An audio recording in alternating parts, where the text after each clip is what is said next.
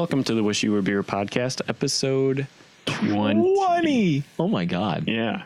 That's like, that's two numbers and one of them's a 2. Yeah. The one in the tens place. Yeah, episode 20. Yeah. This is pretty awesome. That means we've been doing this for 5 months. Oh my God. That's crazy. That's awesome. Yeah. So thank you if you've watched in the past, and all 2 of you. Yeah. Yeah. Both of you guys. Or girls. Or girls. Or Yeah. girls, yeah. Girls are into beer. Right. So,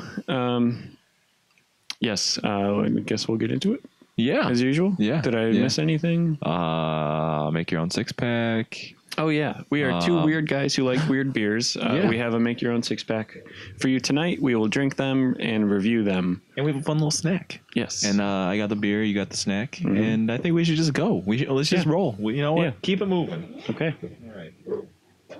I got new glasses. We both did. Yeah, that's right. Those glasses are like exactly what I had. Really? Yeah.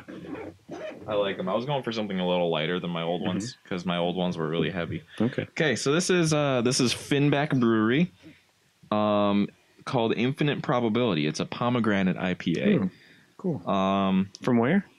Finback Okay. Brewery. I've had an IPA from them maybe before. It is brewed in collaboration with Aeronaut Brewing Company Okay. as well. They're from Somerville, Massachusetts.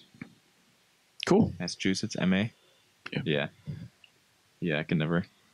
Whatever. Maine is ME, and then Maryland is MR. I don't know. But MD. Finback is in Queens, New York. Cool. There's no IPA with pomegranate, dry hopped with Citra and Azaka. I don't know. I'm excited for this. It sounds like a very fruity IPA. The can's like cool. those. The can is just a silver can with a bunch of astronauts floating around, and there's a cat right there. Random cat. All right. Ooh. Okay. So today is special. I got 6 beers and a growler. Ooh. Do you want to tell us what's in the growler yet, or a surprise? We'll wait. Okay. The smell. I could smell that from here. It smells really good. Mike, where did we get our beer today? Where we usually get it, which is Branching Out Bottle Shop. We both have our growlers in front of us of just empty growlers. Mm-hmm. And we got our snack from Walmart, Wally World, as usual. Yep. All right. Excitement. All right.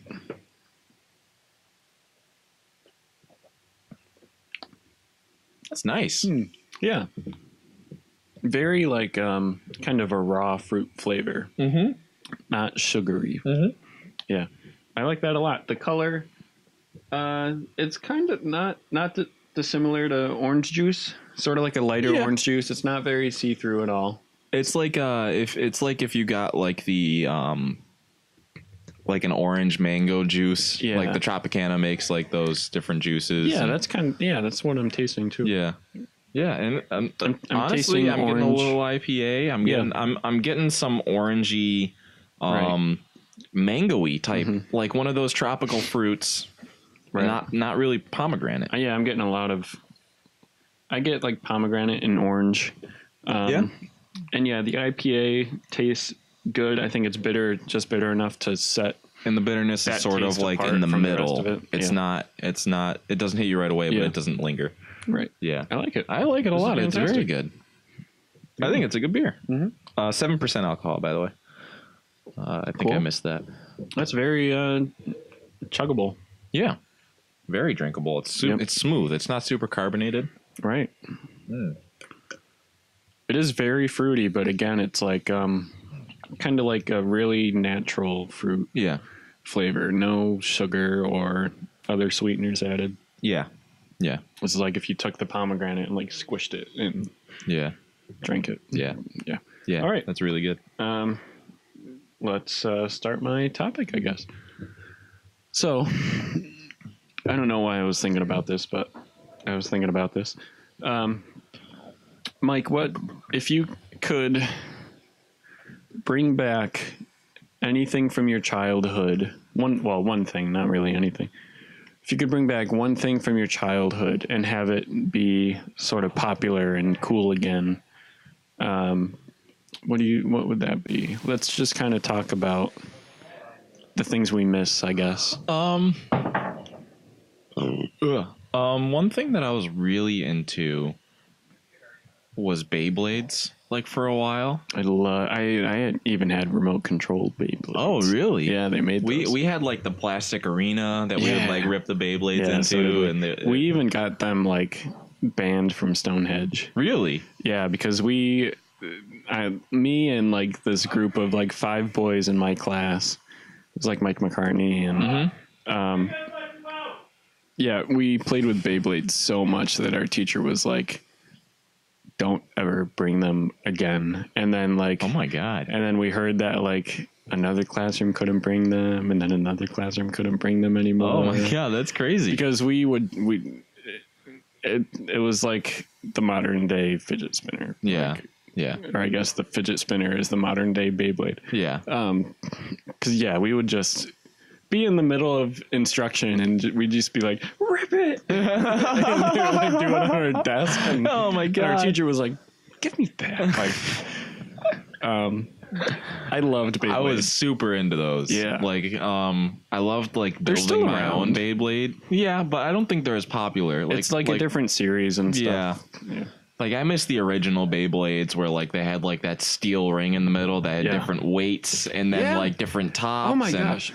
Yeah, it's so funny. Like it was fifth grade for me when it all came to a head. And I remember, or I don't, well, whatever. Like being a grown up now, I understand like the strategy behind it, and I'm sort of blown away by how much there actually was in this children's toy. Right. Because you could weight them differently, and that affected like the heavier ones would kind of just blow the other ones out of the arena. Yeah. And then like, but the heavier ones like wouldn't. There was some like weakness to them. Yeah. I don't think. Yeah, they'd spin out faster. And then. Yeah, God, that was so cool. Yeah. I was all really about neat. like those heavy ones where like you would rip the Beyblade and it would like roll into the arena and just sit in the middle while everybody else's was like spinning around it. And it's just like, hey, what's up? Yeah, and then one would get near it and it would just ping. Yeah, just fly away. Oh, it was awesome. Yeah, yeah. So like if it was something that I could get into again, I would definitely go for that because those were just awesome. What about you? Do you have a thing in particular? For me, I feel like I want to say Pokemon, but that's not something that is gone now. Beyblade is it's bigger now than I think it was then. Right. And like I can still go to the store and buy the games if I wanted to. Yeah. And like and I will. Like when a game comes out on Switch, I'll go and buy it and play it, and I would like don't have to feel ashamed. So like something that is like gone now that I would like back is probably Yu-Gi-Oh. Is Yu-Gi-Oh gone? Like the cards or the not TV in the show? Same way. It's not here in the same way. There's no TV show. I like when we had like the beginning of it. Yeah. You know? Yeah. Now it's sort of like Magic. Exodia and right. Now it's sort of like Magic the Gathering. Like there's just so Yu-Gi-Oh much is still like a big tournament type game though. I know like it's still people played still a play lot. cards like I guess I miss the nostalgia for like the beginning of it. Yeah. I understand I can still and there's like a whole bunch of different things Mm-hmm. now and like I guess there's just so much to it. I guess what I mean is like being completely immersed in it. Yeah. With the TV show, the video games, and the card game. Because like I could go to Target right now and buy decks upon decks upon decks of Yu-Gi-Oh cards, but like I won't know what this monster is. But like when I was watching the show, playing the video game, and playing the cards at the same time, I was like, "That's a piece of Exodia. I know this guy. That's one. That's like Winged Dragon Ra. Or the Tormentor. Like I was in it. Yeah. And now like I wouldn't know who the cards are or anything. So right. I can probably think of a better example, but Pokemon and Yu-Gi-Oh were the first ones to come to mind. Yeah. And maybe we'll try to think of more during the break. Yeah. And come back to this. We'll be back with beer number 2 and we'll finish my topic. Yeah. Welcome back to the Wish You Were Beer podcast. We're going to dive into beer number 2 and finish up Martin's topic. Yep. Oh man! All right, we're gonna go for it. Okay. Ooh, that's a cool can. It is a cool can. This is Big Gruesome Chocolate Peanut Butter Stout by Springhouse Brewing Company. There's a picture of what looks to be sort of like a mix between Uncle Ed from Addams Family and what am I thinking of? Bigfoot. Oh my god! It is from Lancaster, Pennsylvania. Stout brewed with natural flavors, chocolate peanut butter stout, 8.3% alcohol content. Ooh, that's all we get for a description. we're gonna be a little silly by the end of this episode. Yeah, that's okay. I am so excited about this beer. I'm not gonna lie. It's not often you get something that's chocolate and peanut butter in a beer. Right. Oh, it'd be awesome if Reese's Pieces made a beer. Oh, yeah. That would be really cool. Yeah. New Belgium should do that. I took way more than you. I'm sorry. Yeah, you're all right. Do you think this is going to really taste like it, or No. do you think it's going to be smells like like an it, though. excuse? It smells like it though. Oh, it does. You're right. It smells like a little Reese's All cup. right. I'm nervous. All right, here we go. I'm nervous to be disappointed. Wow, Yeah. Okay. that's a Reese's cup. Yeah. I feel like it could have been more, but Yeah, it's very slight. no, it's there. Yeah, The chocolate's there. The peanut butter's there. It's that really savory peanut butter too. yeah. Oh yeah. Mhm. It's not like that really sugary peanut butter. That's Right. like yeah, No, it's like the peanut butter that's in a Reese's Pieces. yeah. Oh my god, I really Yeah, this like is this. The more I drink it, the more it's like Yeah. wow. It's really smooth. Mhm. Pretty dark. No lights going through it. Really smooth and very Very little smooth. carbonation. There's just barely a head on our beers. Even with how hard we pour it. Yep. Yeah, even when you shake it up a little bit, there's like no head. Yeah. Yeah. All right. Wow. Yeah, it's tasty. I like the smell. The smell just smells like Yeah. like a Reese's. Mm-hmm. Oh my god. I almost wonder if this would be better a little warmer. Mm. Do you kind of feel like that? Yeah, like a little bit. Mhm. Ooh. Because it's super cold right now, and I think that's taking away from the taste a little bit. Mm-hmm. Maybe just a little bit. Yeah. So I really like it though. finishing up my topic, I hope you have a similar experience to this as I do, so we can talk about it. Okay. But I'm gonna throw something at you. Neopets. I never used Neopets. Damn it! Seriously? Yeah. Oh gosh. All right. But tell me about it, because well, like yeah, that was one thing Neopets. that I never got into. So this was like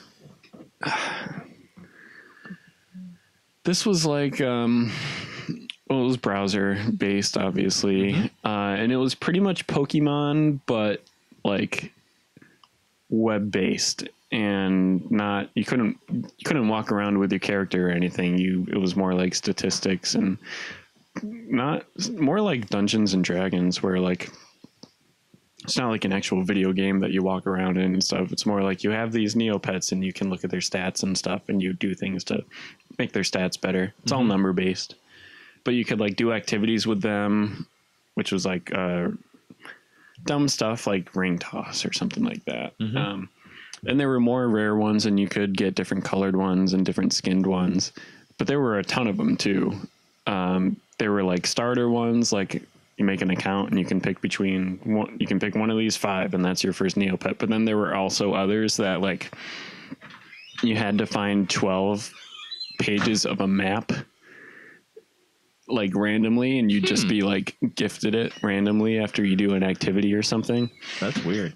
And like you go to that island and like you can get this super rare one. So it was very similar to Pokemon in that way. But my experience with Neopets spans like years.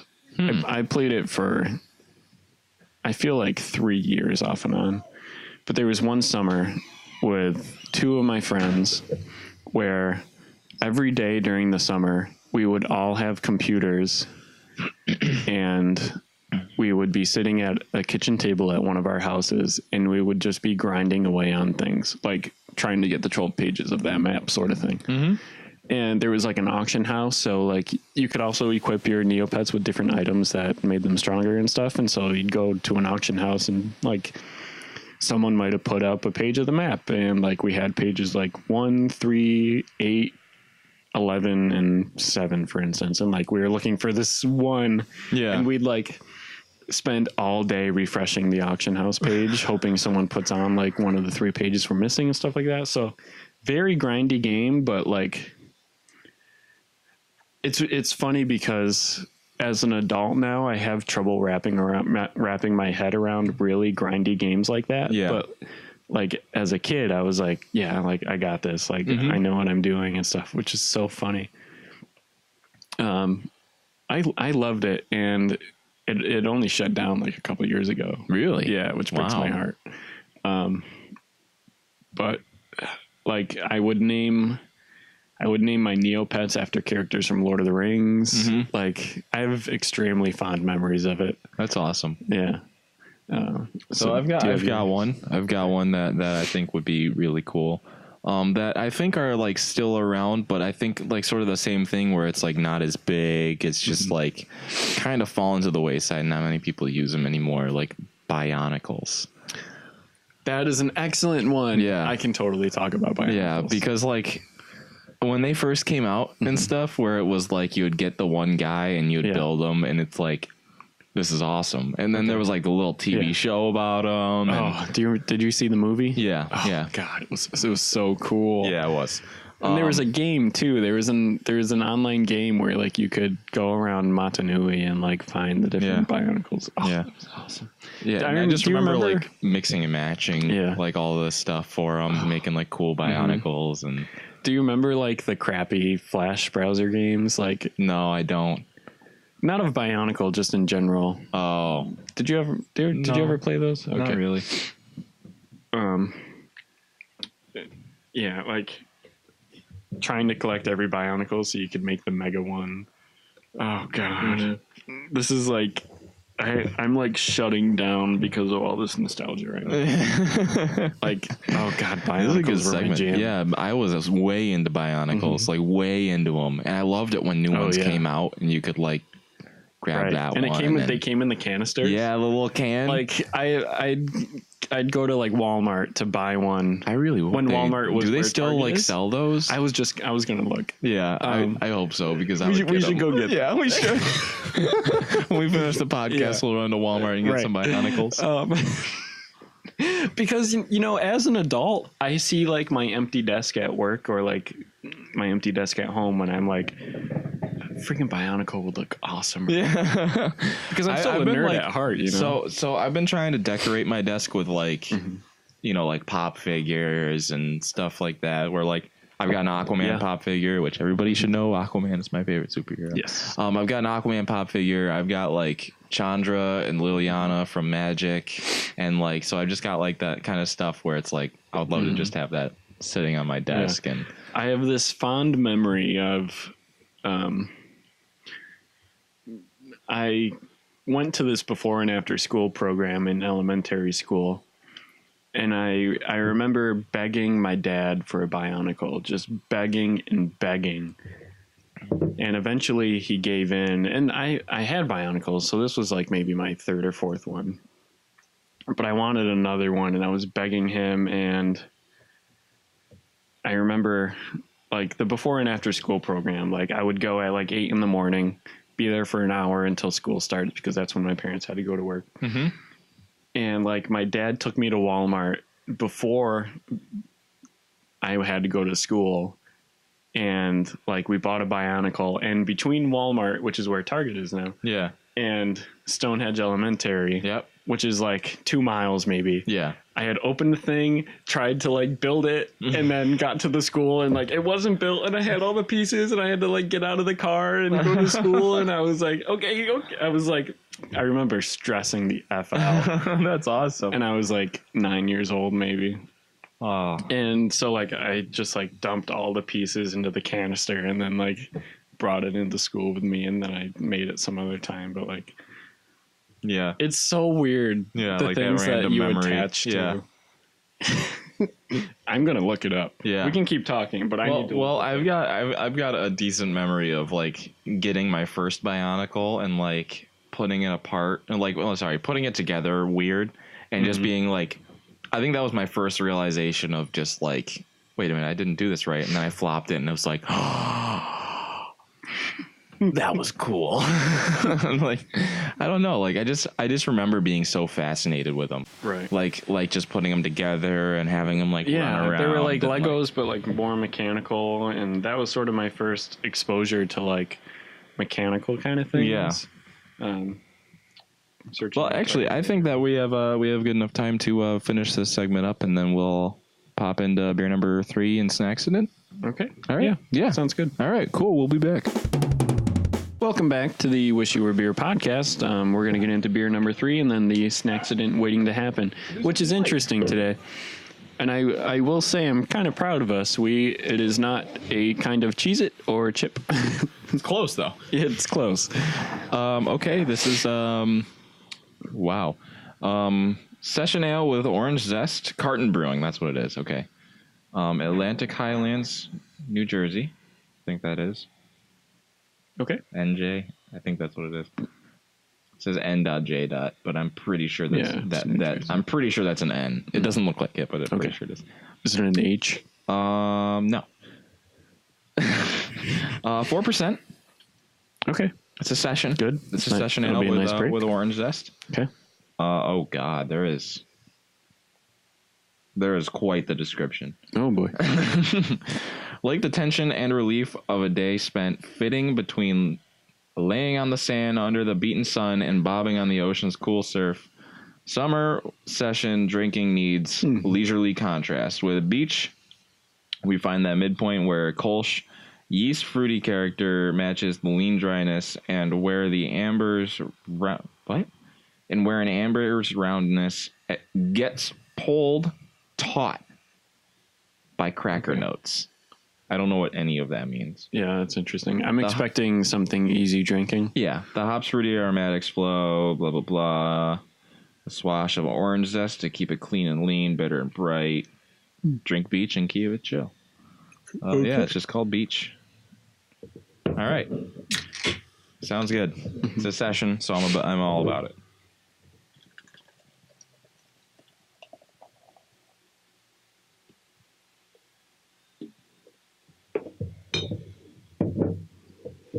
With all that talk about like surfing and the beach and stuff, I'm expecting something you can throw back pretty easily. Yeah, right. And fruity. Right. I would expect it to be like just something fresh, fresh and easy to drink. Yep. Alrighty. Beer number 3. Look how much more clear yours is than mine. Yeah.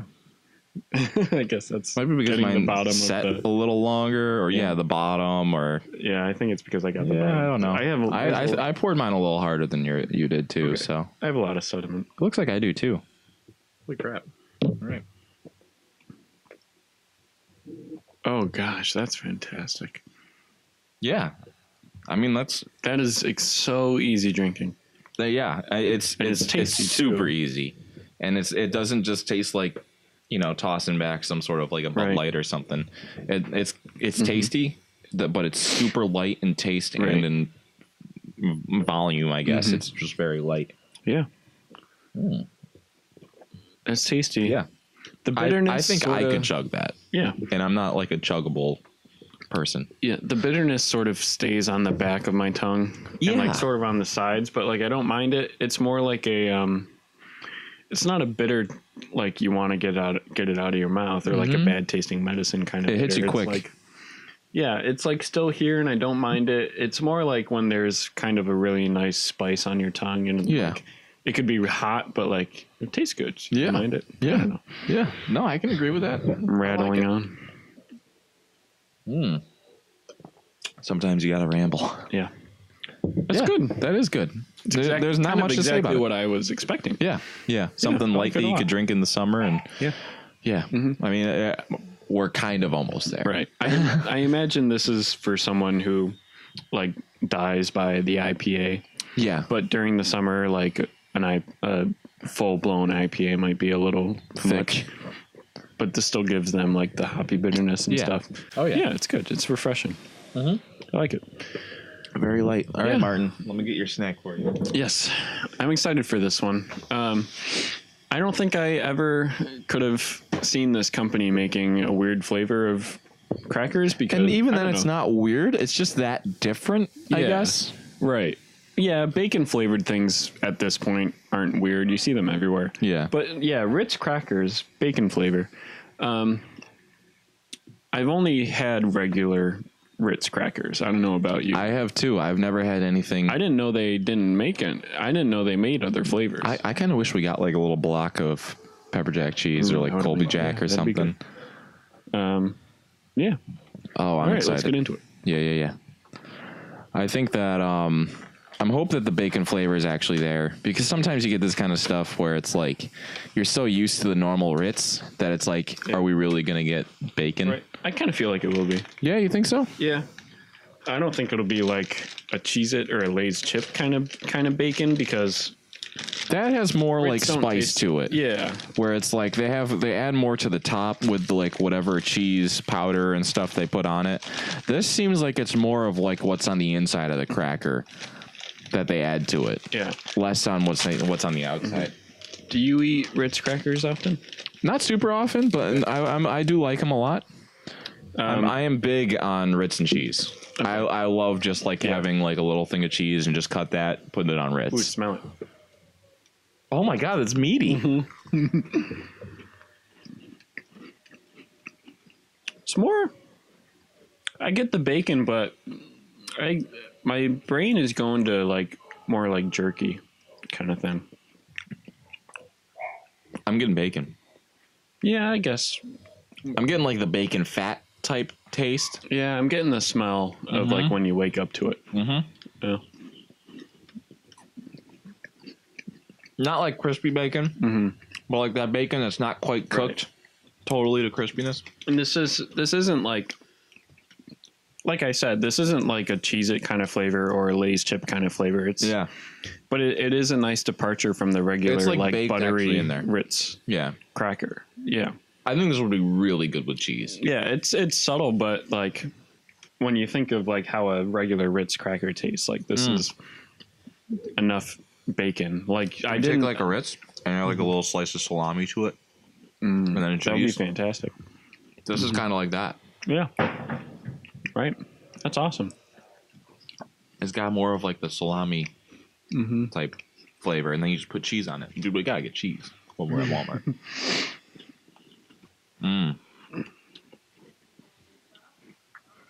They're really good. I don't know how many of these I could eat in one sitting. So a sort of like bedtime snack my dad loves to do is Ritz crackers with peanut butter spread. Oh yeah, I like Ritz And peanut butter. he's done it my entire life, and so now I do that. Yeah. If I like can't find anything, I love like Ritz I and peanut butter. default to Ritz crackers. And I could really see myself just taking a sleeve of these and eating them and like not needing anything else on them. They're tasty. Yeah, they are. Yeah. Nothing else is really needed. I think cheese would be an excellent addition. Peanut butter's pushing it. But yeah. And maybe cream cheese. I'm not a big fan of cream cheese. Oh, well, but on the back here, they give some ideas. Cream cheese plus shredded cheese plus a jalapeno. Interesting. I'd try it. But yeah, like, yeah, some pepperoni or salami on here would be awesome. oh, yeah. And then like The pepper jack would be killer. Colby Jack or Pepper Jack. One of those jacks. Oh, yeah. Excellent. I think it's Or really Jill, no need to be sexist. good. Yeah, I'm sorry. Got to get that Colby Jill cheese. Pepper Jill. I actually, out of all the things that we've had on the snack segment, that's excellent. It's almost exactly what it says it is. Yeah. I think it's exactly what it says it is. Yeah. Yeah. Because I keep harping on this, but like if I saw a Cheez-It box that said bacon, I'd expect the cracker to be like drenched in the flavor dust, flavor powder, stuff like that. Same with the Lay's chip, but like this does it while still being a Ritz cracker. Yeah, because it's more of like a baked in flavor than it is like a flavor salt, I guess. Yeah. And I feel like at this point, Ritz crackers have been around forever. I feel like this point they pride themselves on being like that subtle cracker. And this maintains the Ritz sort of Subtlety. Yeah. salty Yeah. cracker that you put things on, but there is that hint of bacon. Yeah. It's awesome. Yeah. Yeah. I really like it. Think it's excellent. Yeah. I don't think there's much more to say about it. I had this afterwards, and this is just, it's a session. Good. So it's super easy. It doesn't taste any different. Yeah. I feel like we're having a barbecue right now. I get more fruit from it, I think. I feel like we're having a barbecue right now. We're outside. It's sunny outside. We're cooking on the grill, and I really can't wait for the weather to get nicer, and then we can talk about recording outside on your deck. That would be cool. That would be really cool. You have outlets on outside, right? On the deck? Yeah. And if not, we can just get an extension cord and Yeah. Yeah, I think that would be nice. Yeah, I think that would be awesome. All right. Well, we'll be back with beer number 4 and our nerdy topic. Yeah. Welcome back. We're going to go into beer number 4, and we're going to dive into our D&D topic. Here you go. I'm not even looking at it. All right. It's green and yellow. This is Climbing Vines Hefeweizen from Seneca Lake, New York, 5.2% ABV. There's a little description on the top there. Hefeweizen has a clove flavor and is complemented by a citrus hop finish. It has ester and phenol flavor typical of wheat beers, brewed using organic two-row Pilsen and white wheat malts. Yeah. I think this is one of the ones that I grabbed. I grabbed the Beach and that one. Okay. They have their address for their tap room right on here, so if we have a listener who is near there or something, it's 511 Hanson Point Road in Penn Yan, New York. Go there. So go check them out. I don't know. Nice I think the actual address on. Yes, I think this one did it. I think the Beach did it. Oh yeah. Let me give them a shout out. Sure. Maybe it wasn't them. Maybe it was the first one. Ooh, look how light that is. Yes. Finback Brewing is on 7801 77th Avenue in Queens, New York. Nice. Ooh, that is light. Yeah. That's like a Budweiser. Oh, look at the difference in color on the camera. Oh, yeah. It looks a lot darker on the camera than it actually is. Wow, mine's a lot cloudier. You can tell on the camera. That's so weird. All right. Beer number 4. Yep. Oh, let's get these Ritz out of the way so you can see the can. They're so good, though.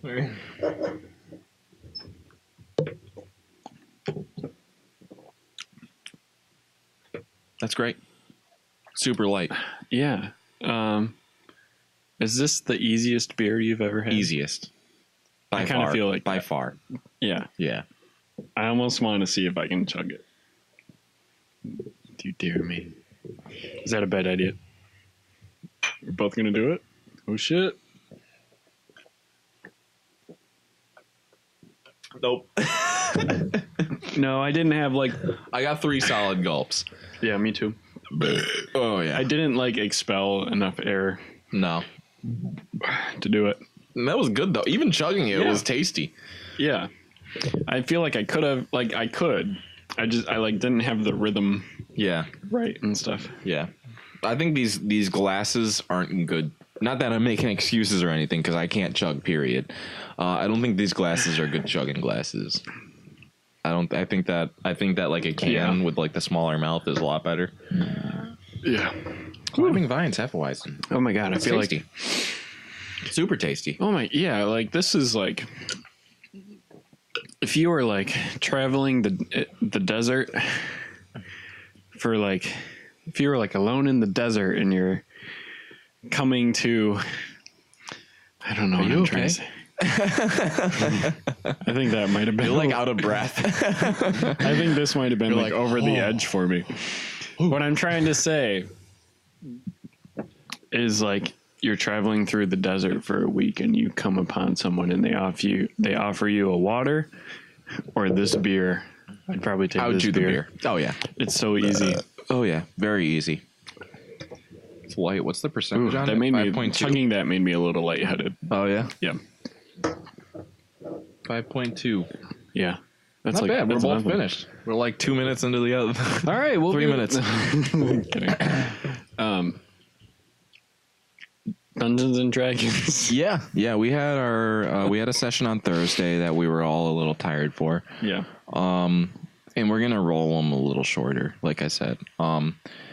We're either gonna have to move it to a different day or just continue to start that Thursday late. is like the only day. Thursday is like the only day I can't Yeah. do. So I think that, and we're just gonna have to start a little late and have short sessions, which is totally fine. That's with fine. me. I don't It's mind totally stretching fine it with out. me. I think it'll go longer if we stretch it out. Too. Yeah. I think that you guys are doing a good job. I honestly love what you guys are doing. Would you like to recap what happened? I would. I'm gonna leave this out. What am I doing? Can I get inspiration on the next? Yes, you can. So we all wake up. I guess I should start from the night before just to give a little lead in. Yeah.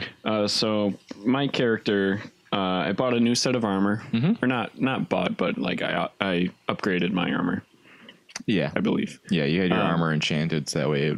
Yeah. So now my armor changes into the many forms I take. So whether I turn into a bear or a hawk or a tiger or something, It gives you whatever. the armor bonus. stays with me. Yep. And it gives me bonuses. So I woke up, my character woke up, I went to the clothier and then picked up my armor, tried it on, that was cool. And then everybody else sort of did any errands they needed to. I don't exactly remember what they did. Yeah, but Kyle took a bath. Okay. And Eric went to the blacksmith to see if he could get studs on his leather armor. And then went to the clothier for clothes. Okay. Yeah. Then we all went to bed, started the next day. I picked up my armor, and then we had a summons from the queen Yes. saying, whenever you can, at your earliest convenience, come see me. And that was it. It didn't say what for or anything. So we go to the castle. We see the queen, and she is aware of our past couple sessions and what has happened. She's aware we stole a ship and then crashed it. She also dropped some knowledge on you guys with Yes. that. What do you mean? With Elwyn, your commander. Yeah. So they're like friends and they're in cahoots together. Yeah, they're not like necessarily friends, but Elwyn sent word to her Okay. about you guys coming. Okay. So she knows, and she's like, why should I trust you? Because you guys did this. And we told her everything, basically, about having to chase after this guy who's after these ancient artifacts, and he'll take over the world, blah, blah, blah. And she tells us that there is sort of a hermit living in some woods nearby that has some information on these artifacts. Yep. And she says, you should go see him before you leave because I'm sure he has some valuable information. And we're like, thank you. Okay, see ya. And she gives you guys like a sort of a little dinghy to Yeah. Oh, yeah, that's right. like a little Yeah. like a schooner almost. Right, because we need to get there somehow. Yeah, and she says that you can use this schooner, but I want you guys to return because I have a favor that's Yeah. not big. It's not if you guys rolled what is it? Insight. Okay. If you guys rolled insight on her, which you didn't, Ah, but you would have learned that she was telling the truth. It's nothing huge at all. Okay. Nothing pressing. Nothing time constraining. Okay. Yeah. So we take the small ship to this forest that the hermit lives in, and when we land, we figure out what direction we go in, whatever. Yeah, because you guys flew over it and you could see where-ish the house was. Right. We landed pretty close to it. Yeah. But we had to walk through the forest a little bit, and in this section of the forest, we started walking, and we then spot these ghostly apparitions, specters. They are traveling through the forest, walking towards us, and so I used my spell Pass Without Trace, which gives us an advantage on our stealth rolls. So we managed to sneak by them. There were 6 of them, right? There was 6 of them, and they walked right past you guys because you guys had +10 on all of your stealth. So. Right. Which would have been the only encounter of the of the night. So we skipped them. They went right by us. That was nice, but we learned it's a haunted forest. And we get to the cabin that the hermit lives in. Very eccentric guy. He has a bunch of magical locks and wards on his cabin, which was cool. I thought that was neat. But we start talking to him, and he basically gives us all the information we need to know on these artifacts. How he knows them or why he knows them, we didn't get that. So I'm not personally. I mean, you guys are still there, right? So you're gonna have time in the morning to talk to him. I can't remember. Was it you or Kyle that cast Detect Magic? And I pretty much just said everything's magic, like the whole thing around you's magic, and personally, I don't know how much we can trust him because we have not learned how he knows of this or why he knows of this. We don't know. We know he's this hermit who lives in the woods, who has this knowledge of things, but we don't know how or why or who he really is. He could be a magical being himself. We have no idea, but he says he can see everything. So personally, I find that to be like BS. I think next session I'm going to try to delve into who he is and stuff. And you guys all had a dream at the end of the night. Yes, that's right. Where the sword's location is, one of the artifacts, a third of one of the artifacts. Right. And it's not the library. The AI is in the library. The AI is in the library, So my dream in particular was as a child, I'm exploring the woods, and I come upon a door that I go inside, and it's this giant library of books upon books upon books. And like it looks like it hasn't been entered in forever. So you came across the ruins of like one of the oldest cities that was massive in this land. Oh, it's an entire city? Yeah, okay. But like in that city was like you went towards the giant building, which was a huge library. Yeah, gotcha. And I know where you took that inspiration from. Yeah. But before I can really explore too much, the chieftain of my tribe finds me and he says, get out of here, go back to the village. You're not supposed to be here. But the hermit guy, he had a name, right? What's his name? Old Vern, right? Did he tell me that it's there? Yeah. Okay. He said he continued to say your friend Valstead knows where they are. That's right. And so I assume it's in the library.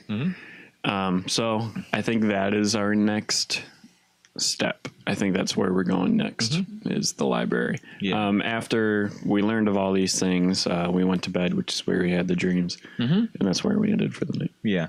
One thing was that you guys are saying that you want to go to AMI, Artificial Managed Intelligence, which is one of those things that knows pretty much everything, knows the whole world. I'm guessing that's like hard mode. Yeah, and you guys kept saying, like, I want to find out how to destroy the artifacts for this, and I was like, you guys might want to be careful with that, because AMI is the equivalent. It'll know we're trying to destroy. Like, a little insider stuff, the AMI is the equivalent of a level 20 wizard that can cast every spell. All right. So maybe we shouldn't go there. Well, you can go there and talk to it. Just I would be careful with how you word how to destroy. Is it all seeing? It is not all seeing. Okay. No. Okay. So if you guys talk about maybe destroying it, I would just make sure that it's got like little drones type things that it sends out to view the world and report back on. But those drones can't make it very far because they only have a certain battery and they have to make it back to recharge. Ooh, so there's an opening there. So where AMI is, there's just like a circle around it of like it knows everything that goes on in this area. All right. And that's pretty much it. But it can't read thoughts or anything like that. No. Okay. All right. Well, I think that was a good recap, and cool. Yeah, there's a lot of good things going on, and I'm excited. Except for the deck, we didn't talk about the deck. Oh shoot! I have a deck of many fates that I got from one of my friends, and both you and Eric only pulled bad things, and Kyle got 2 good things. Right. I pulled. I have the deck sitting over here somewhere. And So I pulled one from each for you guys, and I pulled both of Kyle's over. They're both good, and then everybody else was I like, have a cult of rogues coming after me, trying to murder me, and a devil sort of thing trying to. you apparently insulted a devil at some point in your life, which we will talk about at some point. And of course, he's going to try to get revenge or whatever. Yeah. And I personally feel like those 2 things are coupled together. Yeah. I think that's we could do that. Because like so one of the things is that we got a little bit of time. The card says you get to choose who it was and how you did it. Oh, really? Yeah. All right. So we'll talk about that. Okay. Or like I think it's I get to choose who and you get to choose how. Okay. So yeah, all right. That's something that we can talk about some other time. But yeah, all right. Well, I thought it was fun. I think it was a good session. I'm having fun with this campaign. Yeah, I'm glad that it's you guys will all get more comfortable and it'll be a lot more fun eventually. So yeah. All right. We'll be back with beer number 5 and Mike's topic. Bye, everybody. Welcome back to the podcast. We're going to get into beer number 5 here, and then Mike's topic. Mike, what? It's so cold? It's nice and cold in here. Oh, yeah. Well, that's good because we usually are drinking warm beer. Okay. What were you going to say?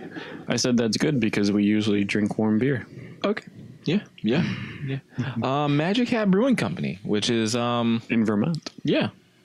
It's a it's one of those breweries that we don't have on the podcast because like they don't have I've a only huge had selection. maybe 2 beers, and I don't mean two kinds of beers from Magic Hat. I mean like I've drinking 2 Magic Hat beers my entire life. I've never had very much of them. This is Dropkick Murphy's Barroom Hero. Cool. I It's wonder a if pub ale. do you think that has to do with the band? I Did don't they know. collab with the band? I When imagine. Boston legends, the Dropkick Murphys, come hang out at your brewery, you better be ready to brew with them. We here That's and cool. we did. We were and we did. And together we created this Barroom Hero. This traditional pub ale benefits the Clada? Clada? Is that what it is? Mm-hmm. Fund Charitable Foundation. Their Clada Fund Charitable Foundation. Be a Barroom Hero. Yeah. All right. Visit cladafund.org. Find out how to be a Barroom Hero. I guess it's a donation thing. Okay. So go and donate. Yeah, it's supposed to be when Carissa grabbed this for me, she said since we're getting close to St. Patrick's Day. 4.2%. 4.2%. Yeah, it's very light. Oh, it looks dark though. Oh, that's But I'm excited. interesting. All right, so more of a caramel color. Well, that's sort of. Yeah. It looks pretty carbonated. Yep. Wow, 4.2% in a beer this dark. Wow, that is pretty dark for a light percentage beer. You can definitely see through it, but it's not. Wow, nice. Yeah. Maybe they put like food dye in there. Maybe. It looks thick. Oh, you can't see past my branching out. Yeah. Yeah. Yeah, it kind of jiggles like Jello. It doesn't move like beer. Right. It doesn't like slosh around for a little bit. Interesting. All right, I'm excited. Number 5.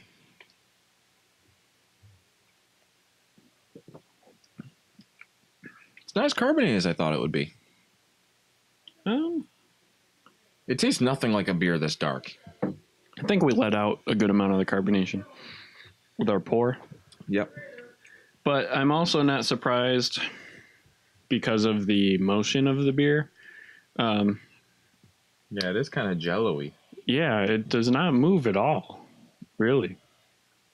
I mean, it moves, but it settles real fast. Yeah. It's very viscous. I'm just surprised at how this tastes, because it tastes nothing like any beer this dark. Yeah, it has like sort of a deep malty taste, but it's not bitter at all. It is thick, like you'd expect. Yeah, but it's very light and tasty. It's not harsh. Yeah, Goes down very easy. I like it. It's almost creamy. Yeah. All right, so I had a topic, but I don't remember it. Okay, nice. Hang on one second. No, I think I got it. That's I think fine. I got it. Dead air. Darn it. Dead I air. lost it. Hang on. Dead air. Hang on. Hold on. Everybody keep holding. Good Lord. God, I had this. You did I was that so much ready. browsing? I was so ready.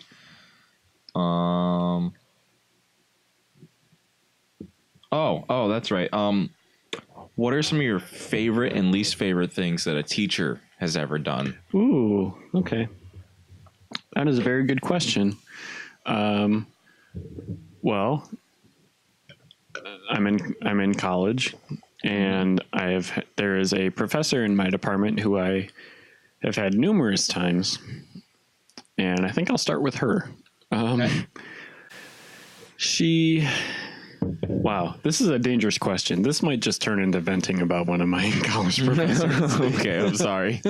That's okay. All right. So the first time, I'm not going to bother explaining my college career, but I've gone to college and then left and then gone back.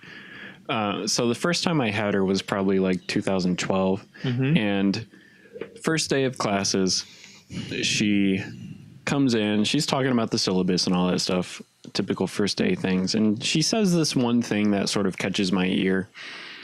She says, I learn a lot of things from you guys, like my students, because you guys are all into that gaming stuff and video cards and really high-end PCs and things. So like you guys teach me a lot.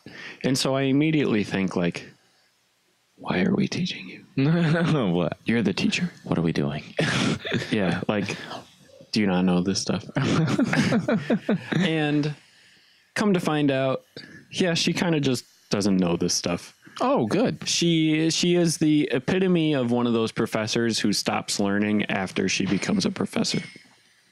So instead of having like a passion that keeps you learning and learning about new stuff and trying new things, she sort of Just teaching a course.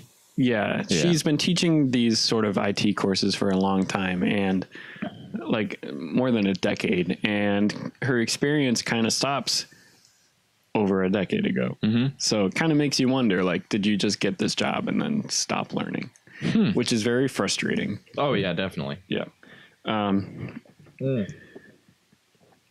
Are you planning on going on to your positive thing, like your favorite thing, or do you have more to say about? I have more to say. Okay, then please speak your mind.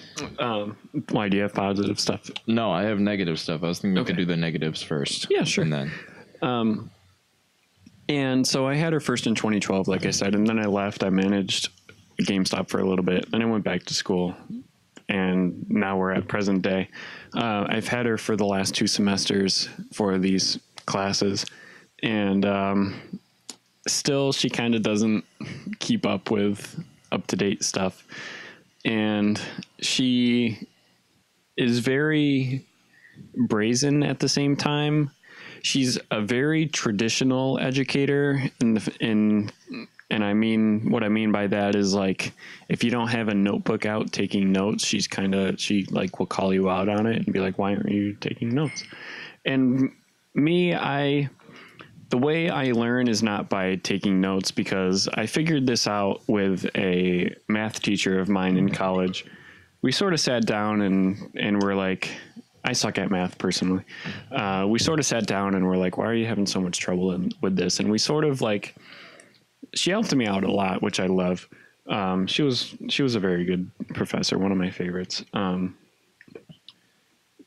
We sort of figured out like how the best way I learn, because the way she was teaching, I was not learning anything. right. And I found that I am not a person who can take notes during class, because like I write slow perhaps. And so like I spend the whole class trying to keep up with the notes instead of digesting things. And so it's better if I just observe and digest what is being said. And then later I can reinforce it by like reading the textbook or something like that. And that is how I learn. And like, it has worked since her and I sat down and figured that out. Like I've been much better at school and retaining information and stuff.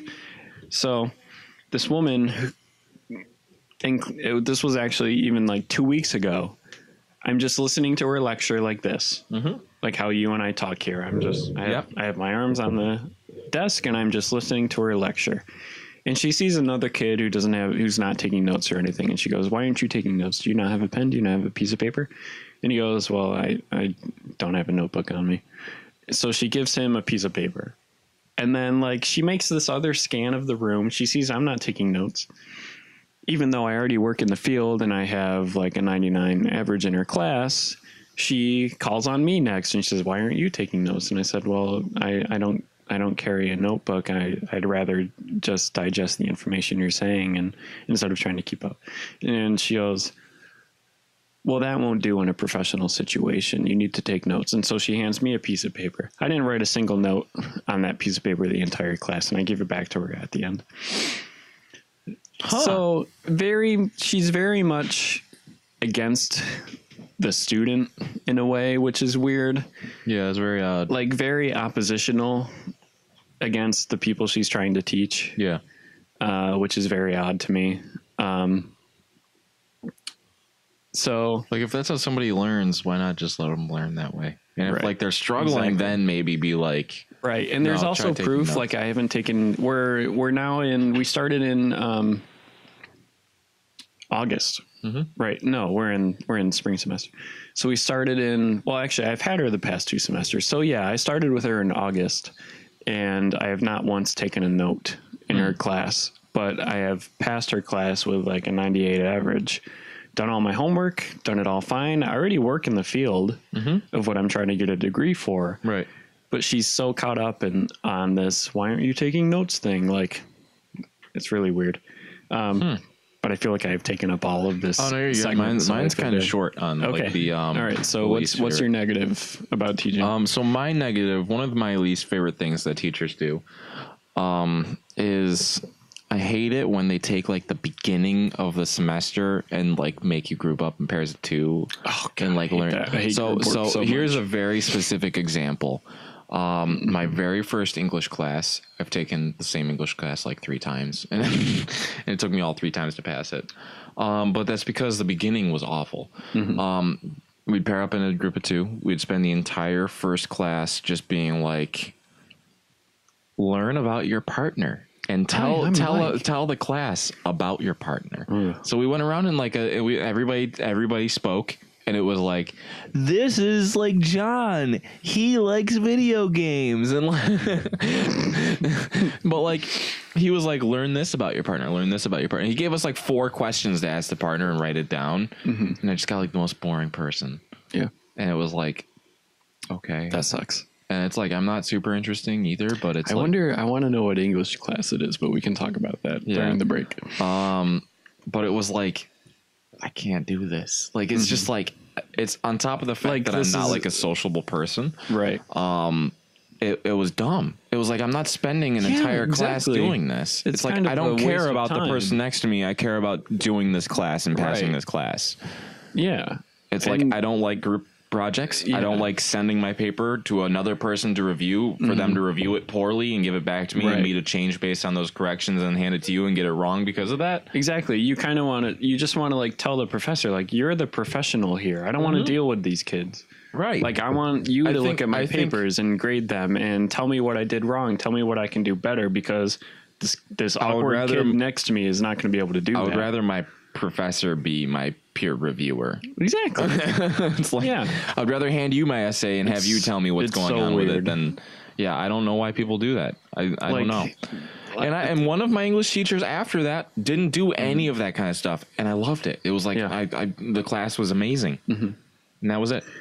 It's so weird because the class I'm in now is a capstone course, and we do a ton of group work because it's about like working in a team and coming up with a solution to something. That's different because it's like that's what it's about. Yeah, but there's something in doing it when you have to do it as your job and doing it as you're learning, right? Because the other kids in my course are not. It's different doing something in a group to accomplish something rather than doing something as a group to learn something. Exactly. Because if I'm in a group with 3 other kids and they all kind of suck, my learning is going to be hampered. Yeah. Because of that. But like when I'm doing it as my job and I'm working with other qualified people, we're going to do a great job. You're going to accomplish something because you're looking to accomplish something, not learn something. But we have to go to the next segment. I didn't want to dwell on the negatives, which is why I wanted to split it up. So we'll be back with the positive part of this segment. Yes. In beer number 6.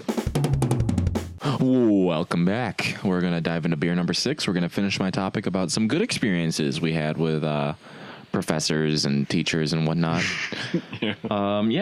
So give me 1 second. Okay.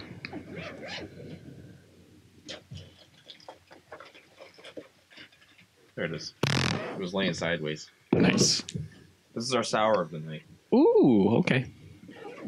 This is fun because we've had savory stuff the rest of the night. Yeah. Some fruity stuff, but a lot of mostly savory, I'd call. We've also had this brewery before. They have like the Brattle beer that we had, the Brattleberry, Brattleboro from Vermont. This is Hermit Thrush Brewery. Brewery. Yeah. From Brattleboro, Vermont. This is 4-star sour ale, local wet hop sour pale ale, 5% or 5.5% alcohol content. Let's see. All right. So there's 2 separate paragraphs on here. I think one of them is like about the brewery. The other one is about the beer.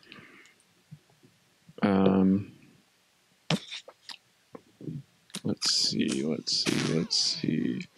No, they're kind of both about the brewery. All right. So not a very good description. All right. Well, let's crack it open. It's a wet hop sour ale. So, I mean, like, we've had dry stuff. Dry hops. Yeah, we've had dry hop sours. And I like them a lot, actually. Yeah. More earthy kind of sour. So there's a fun story is that wow, that is very caffeinated or carbonated. When I was picking out the beer, here, why don't you grab the rest of that? Sure. Chris, I asked Chris for Chris from Branching Out of Auto Stop. I was like, I picked out 2 and I went, pick me out 4 beers. My favorite way to pick out beer is to have her pick out beer. Yeah. And she went, what do you want? And I went, anything. She picked out everything, and then we got to the last one. She was like, you want sours? I was like, yeah, we drink sours. And then she brought that one. She was like, have you ever had these guys? I was like, I've had the Brattleberry and the Brattle beer, and she grabbed that one. So yeah, that's the end of the story. She's so good. Yeah, she's awesome. That whole story is so good. And I like the name. It sort of says like try new stuff, like branching out. Yeah. You're branching out, you're trying new stuff. Yeah. All right. Beer number 6. Oh, it smells sour. Oh, it's very sour. Yeah, it's very sour. I only had the foam. Yeah. Just an FYI, there might be a 7th beer tonight. Oh, might be. I think there will be. Let's just hype it up a little bit. Yeah. Oh, okay. Never mind. There might be a 7th beer for our 20th episode spectacular. Oh, was that the idea? You texted me earlier. Yeah. Saying I have an idea for the 20th episode, and I was like, what's your idea? And then you never texted me. Oh, no, I said I've got something for the 20th episode. Oh. And then you said, what? And I was like, I thought that was just like a, what? You did it? By you got something, you meant like, I got a beer. Yeah. I thought you meant you had an idea. Like I got something for it. Oh, that's why. Okay. Yeah. I mean, like... like that was my idea. I was like, I've got a growler, and I was really excited about it. I thought you meant like, Eureka! I got it. Oh, and you had some fancy idea. You just said what, and I was like, I thought that was more of like an exclamation at the fact that like we always say that we're gonna do something special, and we never do. No, I was like, what? No, tell me what it is. Okay, we should probably talk about this beer. That's all right. I think our good experiences. It's really sour. It makes you. It is very sour, but it's tasty. The more I drink it, the less sour it gets, the more tasty it gets. So sour. So this is like. Oh yeah. Oh, it's still sour. Yeah. This is the first beer where I like. that aftertaste is the same as when you're like done sucking on a warhead. Oh yeah, it is. That's insane. That's something else.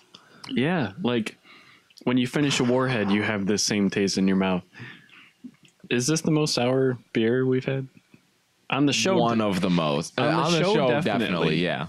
But in I think we've had one. Know. I think we've had one that was more sour than this. I can't remember which one it was. Not that I can really think of. As for like my recent memory, I think this is the most sour beer I've had. I might have had one more sour. All I remember is that you and I were sitting at Now and Later, and we both tried like something. Like you had a beer that you got, and you poured it, and then we both drank out of it, and we were both like, that is like straight up vinegar. That was like the most sour thing we've ever had. Yeah. But this is definitely up there. This is definitely like way up there. Mm-hmm. Yeah. It's kind of carbonated. Yeah, it is, and I think that adds to the sour part because definitely. It sparkles on your tongue a little bit. All right, so we should talk about it. Professors. We're running out of time a little bit. Oh, that's fine. So this segment is going to be about good professor experiences. Yes. And I want to talk about this tangentially leads back to the last segment with bad experiences. I want to talk about when you have a professor who is extremely knowledgeable, but might be not very nice or not very understanding. And my favorite professor ever is one of those. It's my networking professor. I've had her for 3 classes now. She is the most knowledgeable person in networking that I know, that I personally know. But, you know, she's a hard ass. Mm-hmm. And I love that, actually, because she explains things in a tough way. She won't flat out explain something to you. She'll explain it and make you understand it at the same time. So, and I want to talk about, just for a little bit, those students who are like, yeah, his classes, they're... Sorry. It's okay. Those students who are like, yeah, their class is really hard and they're kind of mean. But, you know, it's the same professors who are like, if you're on their good side, you're good. And you will learn so much more from them. It seems to be the meanest professors who know the most and will teach you the most if you're on their good side and you do well in their class.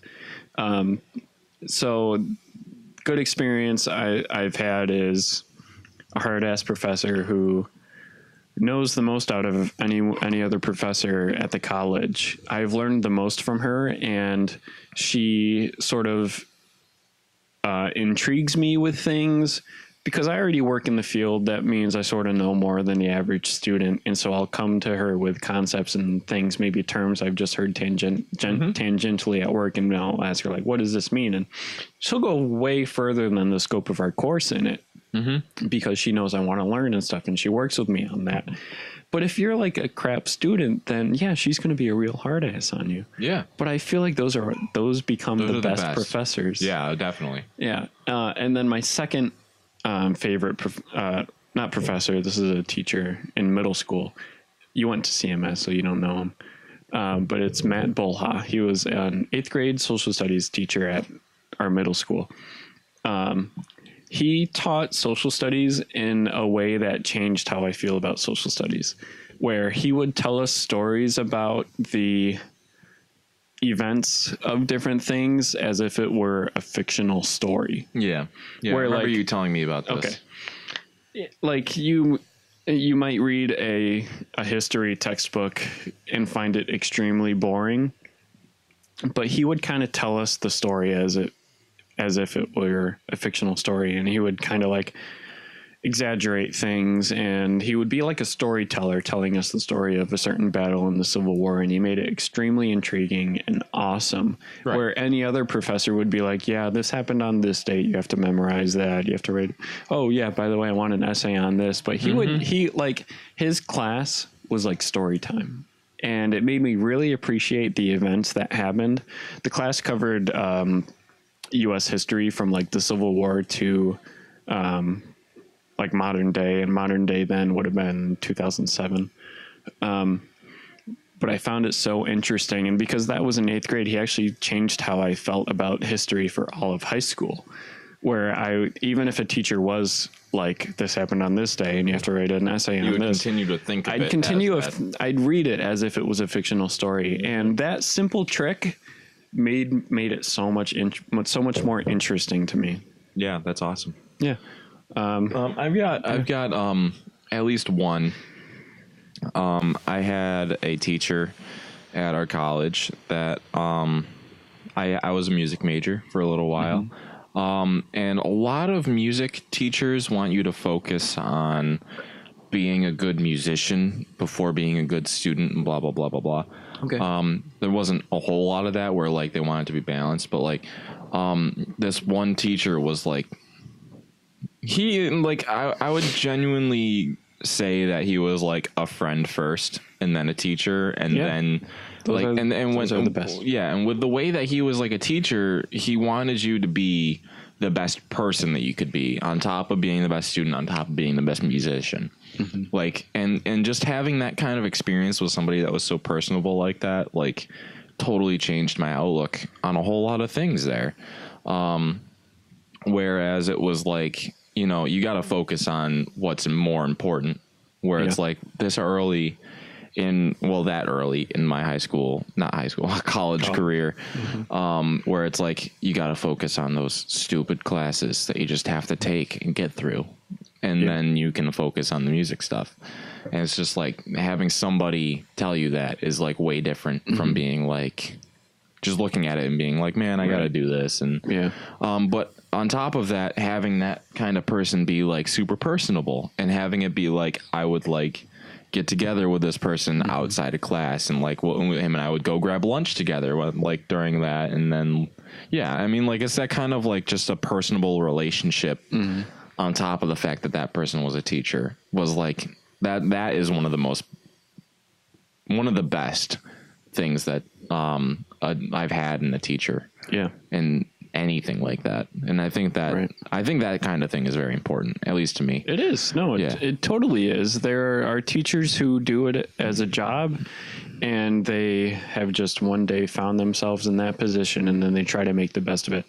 And there are teachers and professors who are educators and are trying to make you a better person, and understand that you are trying to become a better person by attending college and doing well in their course. And I took one of the communications courses I took I went into it thinking it's a requirement.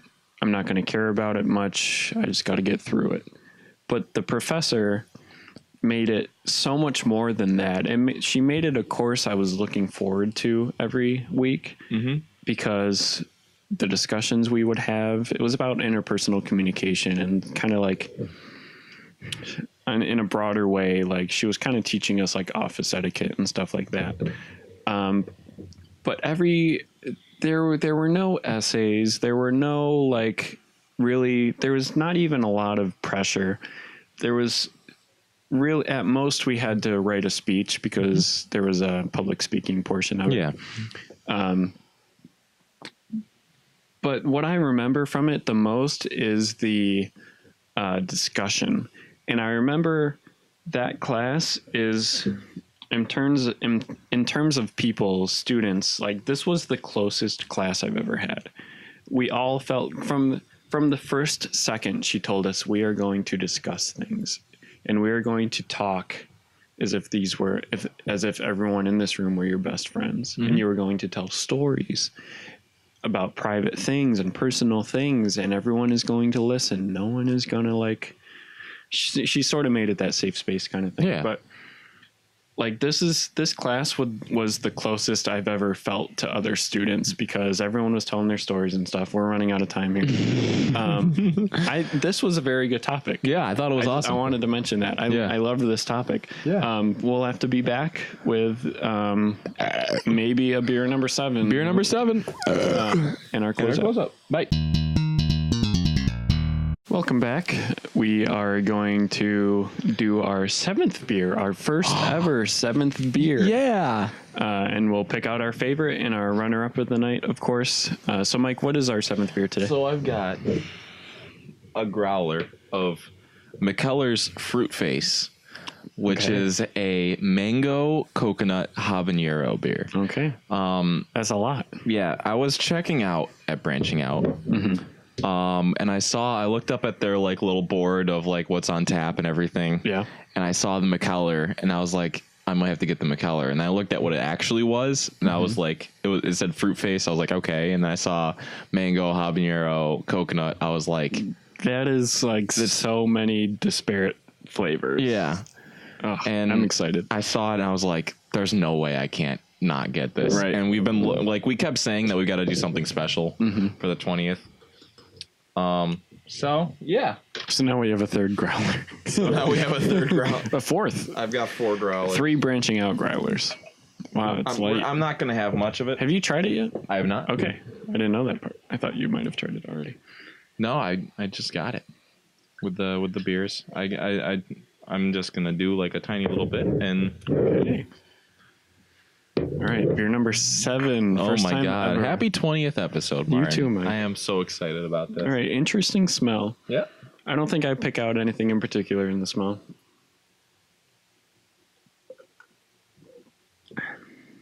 Did you get a bite as you swallowed? Yeah. Okay. Wow. It kind of tastes just like a habanero beer-ish. Not super spicy. I'm getting a little bit of like the fruity kind of taste. I'm not getting any sort of spice. I'm only getting fruit. I'm getting the coconut and the other one. I'm not getting much coconut. I'm getting mango. Okay. I'm getting mango and a little bit of habanero. I'm getting a little bit savory from the coconut. We talked a little bit about this where I've had mango habanero salsa before. Yeah. And you haven't had like anything. I haven't had any sort of fruity, spicy combination though. Huh. Not that I can think of. I don't taste any sort of spice. I smell more of like the spice. Okay. Let me smell. It smells more like one of those spicy beers that we've had. All right. Yeah. I can smell a little heat. Mm-hmm. But tasting, I only get the coconut and the mango. I can feel it just a little bit in the back, but nothing, not super impressed, but I'm not necessarily upset, I guess. I think if they didn't say it was mango, not mango. Habanero. If they didn't say it was habanero, I don't think I'd mention the spice at all. Yeah.